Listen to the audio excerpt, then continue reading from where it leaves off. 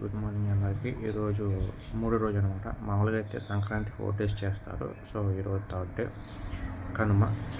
Kanuma means nothing but ఇప్పుడు మనకి పంటలకి రైతులకి ఏదైతే సహాయపడిన పశువులు లైక్ మనకి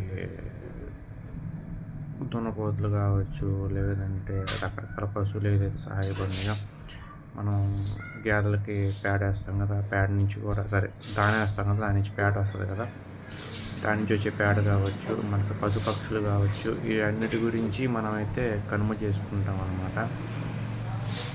కనుమ రోజు పశువుల పందాలు కావచ్చు, పక్షులకి మనం గ్రేట్గా వెల్కమ్ చెప్పడం కావచ్చు, ప్రసాదాలు కావచ్చు, ఇది అన్నీ థర్డ్ డే ఉంటుంది అన్నమాట. రేపు ముక్కనమ్మ పేర్లోనే ఉంది కదా, మొక్క కక్క మొక్క రేపు తింటారు.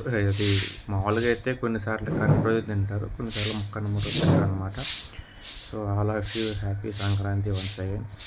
సో ఇలాంటి సంక్రాంతులు ఎన్నో జరుపుకోవాలని చెప్పి మనస్ఫూర్తిగా చేస్తున్నాను. మామూలుగా అయితే నేను ఉన్న ఏరియాలో సంక్రాంతి చేయరు, ఇక్కడ ఏడు పండుగ అంటారు. సో మీ ఏరియాలో సంక్రాంతి వేడుకలు అండ్ కోడి పందాలు అండ్ రకరకాల ఇప్పుడు పశు పందాలు కావచ్చు, ఇలా జల్లికట్లు ఎన్ని ఇలాంటి ఏమైనా జరుగుతాయి అన్నమాట.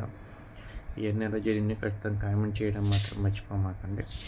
అండ్ మన లైఫ్లో చెప్పాయి కదా, భోగి ఒక రోజు వచ్చింది. అది వచ్చేసి మన దాంట్లో ఉన్న అంటే మన మనసులో ఉన్న నెగిటివ్స్ అన్నీ తీసేయాలి, అది ఒక మంటలాగా తీసి వేసేయాలని చెప్పారు భోగి.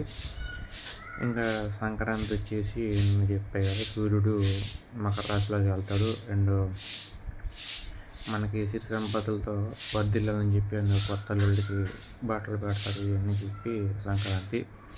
ఈరోజు కనుమ. ఇంకా పశుపక్షులకి ఇలాంటివి మనమైతే పూజలు చేసుకుంటాం అన్నమాట. సో ఈరోజు కనుమ. సో ఇలా ఒక్కొక్క హిందూ పండుగ రోజుకి ఒక్కొక్క ట్రెడిషన్ అయితే ఉంది. అది కొంతమందికి అర్థం కాకపోవచ్చు. సో అర్థం చేసుకున్నట్లయితే అర్థమవుతుంది అనమాట. ఇంకా హరిదాసులు, ఈ గొప్పెములు, ఈ ముగ్గులు, ఇవన్నీ మన ఆనందం కొద్దీ ఇవన్నీ ఉంటాయి. దానికి కూడా కొన్ని రీజన్ ఉంటుంది. ఇంకా అంత డీప్కి వెళ్తే ఒక షాయి వీడియో సరిపోదు అనమాట. సో అది. So thank you so much.